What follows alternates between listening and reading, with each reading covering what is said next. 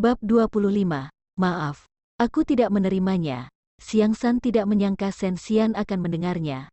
Untuk sementara waktu dia tidak berani menjawab. Shen Xian berkata dengan santai, meskipun aku tidak bertanggung jawab atas pekerjaan di kediaman ini, tetapi aku adalah nyonya pertama di kediaman ini, Bibi Zhao. Apakah kamu mendengar dengan jelas apa yang dia katakan? Bibi Zhao menjawab, aku mendengarnya dengan jelas. Kalau begitu bawa dia ke pengurus rumah dan sampaikan ucapan yang dia katakan kepada pengurus rumah. Lihatlah seberapa banyak dia akan mendapat pukulan jika dia tidak menghormati majikannya. Baik, wajah Xiang San berubah. Bibi Zhao melangkah maju untuk menariknya.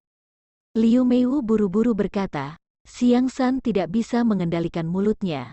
Aku akan mengajarinya dengan baik setelah kami kembali, jadi tidak perlu merepotkan Tuan Putri. Shen Xian menguap dan berkata sambil tersenyum, aku tidak merasa repot. Liu Meiwu berbalik dan berteriak kepada Xiang San, cepat minta maaf kepada Tuan Putri. Wajah Xiang San memucat, dia menggigit bibirnya dan berkata, Xiang San tidak bisa berbicara dengan baik, tolong Tuan Putri maafkan aku. Shen Xian menatapnya, dia menaikkan sudut bibirnya dan tersenyum dingin, lalu berkata, maaf, aku tidak menerimanya. Dia berkata dengan kasar, Bibi Zhao, cepat bawa dia pergi.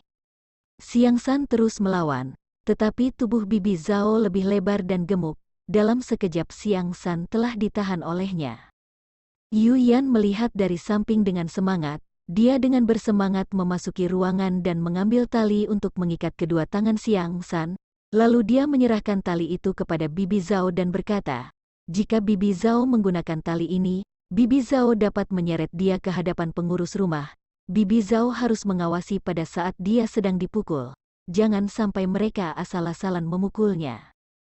Bibi Zhao memberi Yu Yan tatapan, aku mengerti. Kemudian dia menyeret Xiang San pergi tanpa memedulikan teriakannya. Yu Yan juga melambai kepada Bibi Zhao. Bibi Zhao tidak perlu khawatir. Serahkan Tuan Putri kepadaku. Wajah Liu Meiwu memucat. Dia ingin mengejarnya, tetapi dia tidak ingin mundur begitu saja. Dia bingung dia harus memilih yang mana. Shen Xian bertanya dengan santai, kenapa kamu mencariku? Liu Meiwu tampaknya telah kehilangan keberaniannya. Dia berkata dengan suara yang kecil, aku mendengar bahwa kamu meminta jenderal untuk mengembalikan obat berharga itu. Betul, kenapa? Tatapan Liu Meiwu terlihat aneh. Dia berkata dengan sedikit lemah, kamu tahu bahwa jenderal merasa kasihan denganku sehingga dia memberikan obat itu kepadaku, tetapi kamu malah menyuruhnya untuk mengembalikannya secara utuh. Apakah kamu tahu berapa banyak uang dan usaha yang telah dia keluarkan? Shen Xian mengangkat bibirnya dan berkata, aku tidak tahu. Liu Meiwu menunjukkan ekspresi marah dan berkata, Tuan Putri juga merupakan istri jenderal. Kenapa kamu membantu orang luar? Apakah jangan-jangan kamu ingin bekerja sama dengan orang luar untuk membuat kediaman jenderal bangkrut? Shen Xian tertawa dan berkata, oh Meiwu, pada saat ini kamu bersedia mengakuiku sebagai istri jenderal? Katakan padaku, sejak kapan aku bekerja sama dengan orang luar? Bukankah kamu yang memakan obat-obatan itu? Meskipun aku kalah, tetapi kamu lebih kalah daripadaku. Kamu tidak hanya kalah.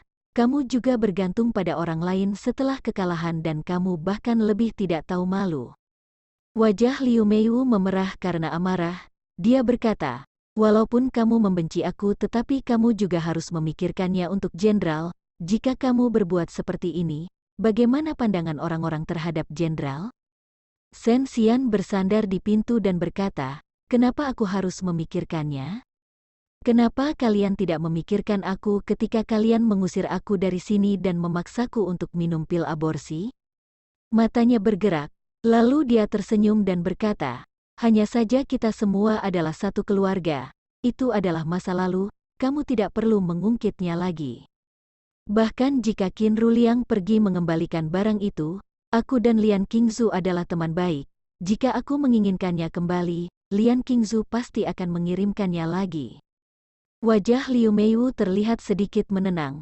Dia berkata, jika Tuan Putri bisa menyelesaikan masalah ini tanpa mempedulikan kejadian sebelumnya, maka itu akan sangat membantu. Sen Xian berkata, Mei Wu, demi obat-obat berharga itu, kamu bahkan tidak memedulikan jenderal? Kamu selalu mengatakan bahwa kamu melakukan semuanya demi Qin Ruliang. Aku ingin bertanya padamu, kemana rasa peduli kamu terhadap jenderal? Liu Meiwu tahu bahwa dia sengaja mengerjainya. Raut wajahnya berubah lagi. Dia berkata, aku memang ingin kamu yang menyelesaikan masalah ini. Apa hubungannya dengan jenderal? Kamu tidak bersedia mengembalikan kehilangan kediaman jenderal. Tidak apa-apa, untuk apa kamu begitu memaksaku? Apakah kamu tidak perlu pergi menemui Xiang San, gadis dengan kulit halus dan daging yang lembut itu?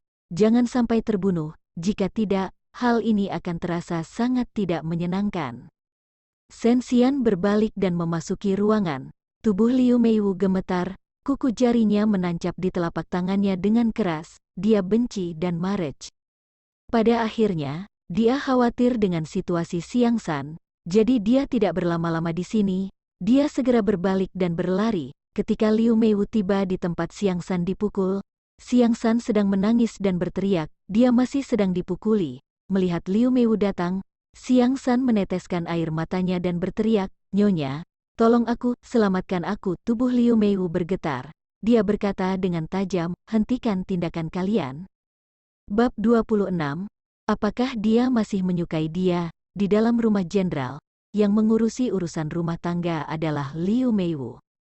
Pengurus rumah dengan tegas berkata, karena Xiang San tidak sopan terhadap majikan, berikan hukuman seperti aturan keluarga. Belum juga dia selesai berbicara, Liu Meiwu langsung memotong pembicaraan dia, akulah yang merupakan majikan dia. Liu Meiwu tanpa memedulikan apapun langsung berlari kemari dan menyingkir papan lalu kembali berkata, aku ingin lihat siapa yang masih berani memukul lagi pada hari ini. Matanya berair ketika sedang berbicara, lalu dia menatap ke arah orang di sekelilingnya dengan tatapan benci, apakah karena kalian melihat jenderal tidak ada sini sehingga kalian merasa kalian dapat menindas kami? Semua orang terdiam. Pengurus rumah berjalan maju dan berkata, mohon memaklumi kami Nyonya. Aku hanya mengikuti peraturan yang sudah ada. Jika Xiang San sudah mendapatkan hukuman, maka kita sudahi saja masalahnya sampai di sini. Sebentar lagi aku akan mengantarkan obat ke ruangan. Liu Meiwu memapa Xiang San kembali ke kamar. Wajah Xiang San dipenuhi dengan jejak air mata. Lalu dengan sadar diri dia pun mendorong Liu Meiwu dengan pelan lalu berkata, aku hanya seorang pelayan yang bekerja di sisi Nyonya. Tidak seharusnya seorang majikan memapah seorang pelayan. Jika memang harus melakukannya, sudah pasti aku yang memapah Nyonya. Liu Meiwu berkata, untuk apa kita membicarakan hal ini di antara kita? Xiang San berbaring di atas ranjang dan menangis selepas-lepasnya. Liu Meiwu yang berada di samping pun diam-diam menghapus air matanya. Xiang San menggertakkan giginya berkata, para penjahat itu pasti karena melihat tidak ada keberadaan jenderal di sini, sehingga mereka berani menindas kita seperti ini. Aku bukan sedang menunjukkan rasa ketidakadilan aku terhadap diriku sendiri, melainkan ini semua demi Nyonya. Tuan Putri itu begitu kembali selalu menindas Nyonya, aku benar-benar tidak tahu apa yang akan terjadi ke depannya. Dia menyembunyikan kepalanya di dalam selimut dan mulai menangis terseduh-seduh. Liu Meiwu berkata, maaf Xiang San, hari ini kamu telah menderita. Xiang San menggenggam tangan Liu Meiwu dan dengan mata memerah berkata, aku baik-baik saja, melainkan aku takut Nyonya yang tidak baik-baik saja. Pada awalnya hari ini kita pergi mencari dia karena ingin membicarakan dengan baik-baik dengannya, melainkan kita dipermalukan seperti ini. Xiang San melirik sekilas ke arah tangan Liu Meiwu yang sedang mencengkeram sapu tangan dengan jari tangannya yang seperti sudah mau memasuki daging tangannya itu dan kembali berkata, untung saja jenderal sangat menyayangi Nyonya. Tunggu jenderal pulang, dia pasti akan memberikan keadilan untuk Nyonya. Benar, rasa kasih sayang Qin Ruliang merupakan senjata terkuat dia. Tidak peduli sebelum atau sesudah kepulangan Sen Xian dan dia tetap merupakan pemegang kekuasaan atas rumah ini. Liu Meiwu menggedorkan kepalanya dan mengangkat dagunya lalu menyimpan tatapan benci di matanya dan dengan pelan berkata, Xiang San, di mana keberadaan gunting yang biasa kamu gunakan ketika sedang menyulam? Pada sore hari, Qin Ruliang datang ke Cichun Pavilion. Nyonya Zhao terlihat sangat jelas sangat senang begitu melihat kedatangan Qin Ruliang. Bisa saja ini merupakan kesempatan untuk semakin mempererat hubungan mereka. Jadi ketika Qin Ruliang tiba di Cichun Pavilion, Nyonya Zhao pun sudah memaksa Yuyan untuk keluar. Akan tetapi Yuyan masih saja merasa cemas karena dia merasa kedatangan Qin Ruliang ini pasti tidak memiliki suatu hal yang baik. Dia pun mendorong Nyonya Zhao dan berkata, "Tidak bisa, aku harus ikut pergi melihatnya." Bagaimana jika Jenderal menindas Tuan Putri? Nyonya Zhao bergegas menahan Yuyan dan berkata, "Untuk apa kamu membuat onar pada saat seperti ini? Tuan Putri sudah bukan Tuan Putri yang dulu lagi. Jenderal juga tidak menindas dia lagi. Jangan-jangan kamu tidak berharap hubungan Jenderal dan Tuan Putri membaik." Yuyan terdiam. Dia tahu, pada masa lampau Tuan Putri sangat menyukai Jenderal Qin. Akan tetapi ketidakpedulian dan sikap kasar Jenderal Qin pada masa lampau terhadap sang putri membuat orang sulit menghilangkan kecurigaan terhadapnya. Yuyan bertanya, "Bibi Zhao, menurutmu apakah Tuan Putri masih menyukai Jenderal?" Semua hati wanita itu terbentuk dari air. Selama Jenderal ingin bersikap lembut, hati Tuan Putri pasti akan menghangat. Nyonya Zhao kembali berbicara begitu melihat ekspresi Yuyan. Bagaimanapun juga, pada saat ini Tuan Putri juga sedang mengandung anak Jenderal. Yuyan mengerucutkan bibirnya dan hatinya tidak setuju akan hal ini. Jika dia tidak salah mengingat, sebelumnya Jenderal sangat menginginkan untuk menggugurkan anak ini. Sebenarnya tidak peduli apa yang sedang dia pikirkan, yang terpenting adalah bagaimana cara berpikir Tuan Putri. Qin Ruliang mengenakan pakaian berwarna biru tua. Sosoknya terlihat sangat tegap dan tampan. Kusen pintu itu seperti lukisan dan ketika dia masuk, ketampanan dia sama sekali tidak dapat ditutupi. Tetapi ketika Qin Ruliang menatap Shen Xian, di dalam tatapannya sama sekali tidak ada rasa hangat sedikit pun dan masih dingin seperti biasanya. Jika suatu saat nanti tiba-tiba Qin Ruliang mengulas sebuah senyuman di depan dia, Shen Xian pasti merasa dia sudah salah minum obat. Pada saat ini Shen Xian sudah sangat terbiasa dengan perlakuan dia yang seperti itu. Shen Xian tidak menyukai aura tubuh orang ini, sehingga dia pun membuka jendela agar ada pertukaran udara. Qin Ruliang tidak berbicara dalam waktu yang sangat panjang dan Shen Xian pun memulai percakapan terlebih dahulu. "Kamu baru saja kembali dari King Zhou? Dan apakah kamu datang untuk menginterogasi aku lagi? Mungkin dia akan memberitahu kamu bahwa aku tidak pernah mengungkit mengenai hari pengembalian barang kepada dia." Shen Xian membalikkan badannya dan melihat Qin Ruliang sudah berjalan ke depan dia dan menatap dia sambil menundukkan kepalanya. Tatapan itu terlihat sangat gelap seperti tinta. Shen Xian balas menatap dia tanpa ada rasa takut sedikit pun. Akan tetapi ketika dia menyadari tatapan marah pada mata Qin Ruliang dan baru saja dia ingin berbicara, Qin Ruliang mengangkat tangannya dan dengan sangat kencang memberinya sebuah tamparan. Bab 27. Apakah kamu pernah mempercayai aku, untuk sekali saja? Sosok Shen Xian tanpa sadar miring ke kisi jendela, sanggulnya melonggar dan rambut di pelipisnya pun menjadi berantakan. Dia merasa setengah pipinya terasa kebas dan telinganya berdengung, dan ada rasa sakit yang menusuk. Setelah waktu yang sangat panjang, Shen Xian barulah menghela nafas dan menggunakan jari tangannya untuk menyentuh sudut bibirnya dan menyadari bahwa sudut bibirnya sudah terluka. Begitu Shen Xian melihat jejak darah pada jari tangannya, dia pun mendesis dan dengan tatapan dingin, "Qin Ruliang, apakah kamu sudah gila?"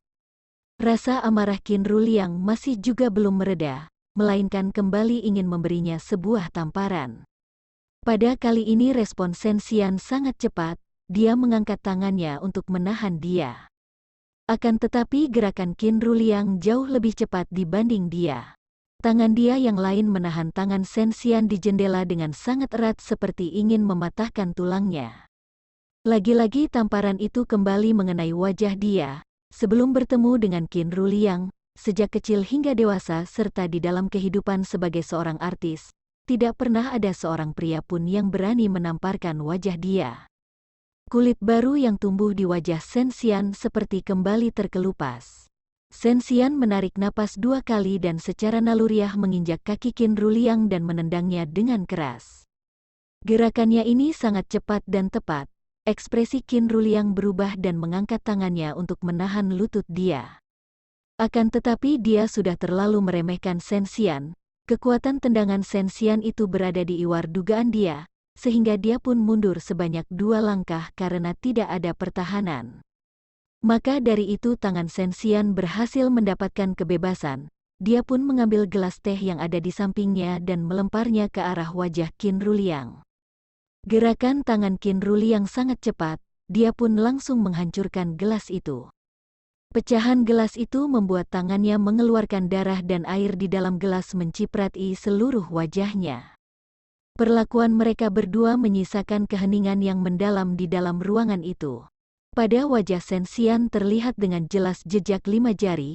Dia dengan nafas terengah-engah berkata, "Jenderal Qin, kamu ini hanya kehilangan beberapa uang, bukan kehilangan anggota keluargamu. Untuk apa kamu terburu-buru seperti ini?" Qin Ruliang semakin melangkah mendekat ke arah dia, lalu dengan dingin berkata, "Apa saja yang telah kamu lakukan hari ini? Apakah kamu tidak mengingatnya? Aku akan membantumu untuk mengingatnya secara perlahan-lahan." Dia mencengkeram pakaian dia, lalu seperti seekor binatang buas dia berkata, "Rasa sakit ini tidak ada apa-apanya jika dibanding dengan memar pada tubuh Mei Wu. Sejak awal aku harusnya sudah dapat tahu bahwa kamu bukan hanya licik, melainkan juga sangat jahat." Shen Xian menatap mata Qin Ruliang dengan lurus-lurus lalu dengan penuh penekanan berkata, "Memangnya ada urusan apa denganku bila tubuh dia penuh dengan memar?" Qin Ruliang menatapnya dengan tatapan jijik dan berkata, "Hari ini Mei Wu datang ke tempatmu bukan? Kamu bukan hanya memukul pelayan dia, melainkan kamu juga memukul dia hingga seperti itu. Coba katakan, bagaimana aku harus memperlakukan kamu?" Shen Xian tertawa dan berkata, "Aku memukul dia, kamu melihatnya dengan mata yang sebelah mana? Apakah kamu berani mengatakan kamu tidak pernah memukul dia? Kalau begitu dari mana asal luka pada tubuh dia? Apakah dia menjatuhkan dirinya sendiri atau memukul diri dia sendiri?" Qin Ruliang murka hingga kehilangan akal sehat, dia sangat ingin mencekik leher Shen Xian dengan satu tangan. Dia kembali berkata, "Kamu benar-benar tidak menganggap serius perkataanku ya? Aku sudah pernah mengatakan bila kamu berani melukai dia, aku pasti juga tidak akan membiarkanmu hidup dengan tenang. Bukannya kamu mengatakan kalian berdua sudah tidak memiliki hubungan lagi dan tidak akan mengurusi satu sama lain lagi? Lalu apalagi yang kamu lakukan ini? Sebenarnya seberapa jahat hatimu itu hingga kamu dapat berbuat seperti itu kepada dia? Kamu jangan memaksa aku, jika tidak aku pasti akan membuat kamu merasakan yang lebih mengenaskan."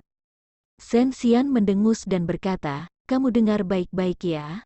Jika aku Shen Xian ingin menindas dia, aku pasti akan memberitahumu lebih awal agar kamu dapat melihat secara langsung apakah aku ada memukul dia atau tidak. Apa yang dia katakan selalu benar bukan? Sejak dulu sudah seperti itu, begitu juga dengan saat ini. Kapan kamu pernah mendengar penjelasanku bahkan untuk sekali saja?" Seluruh tubuh Shen Xian menegang, dia memanjangkan lehernya untuk mendekat ke arah dia lalu kembali berkata, "Lalu bagaimana dengan aku? Apakah aku sendiri yang akan membuat wajahku hingga seperti ini? Jika aku mengatakan dia yang membuat wajahku seperti itu, apakah kamu akan mempercayai aku? Jika seperti itu, maka ini adalah karma kamu sendiri. Kamu kira kamu siapa?" Qin Ruliang merasa sangat marah hingga dia pun langsung menjatuhkan Shen Xian ke atas lantai. Seketika terdengar suara meja dan bangku yang jatuh ke atas lantai dari dalam ruangan. Yu Yan dan Nyonya Zhao pun langsung menghampiri dia begitu mendengar pergerakan tersebut dan mereka pun tertegun. Shen Xian jatuh di samping meja. Dorongan Qin Ruliang ini berhasil membuat sudut meja mengenai perut dia. Shen Xian merasakan sakit yang luar biasa dan sedang berusaha menarik nafas. "Tuan Putri," Yu Yan langsung berteriak dan menghampiri dia secepat mungkin. Lalu dia pun melihat wajah Shen Xian yang memucat dan dia pun ketakutan hingga wajahnya juga ikut memucat. Dengan suara yang bergetar, dia berkata, "Apa yang terjadi kepadamu Tuan Putri? Kamu jangan menakuti aku." Nyonya Zhao pun merasa ada yang salah begitu melihat Qin Ruliang masih ingin berjalan ke arah mereka. Dia pun bergegas menghalangi di antara tengah-tengah mereka dan berkata, "Jenderal tenanglah, Tuan Putri masih dalam keadaan mengandung." Qin Ruliang menghentikan langkahnya dan menatap Shen Xian yang sedang menderita dengan tatapan dingin. Yuyan dan Nyonya Zhao pun bergegas memapah Shen Xian. Shen Xian sudah dalam keadaan meringkuk dan kedua kakinya sudah bergetar. Yuyan menggunakan sudut matanya melihat jejak darah pada pakaian Shen Xian. Dia pun langsung memucat dan air matanya langsung meluncur turun lalu berkata, "Tuan Putri mengeluarkan darah, mengeluarkan darah."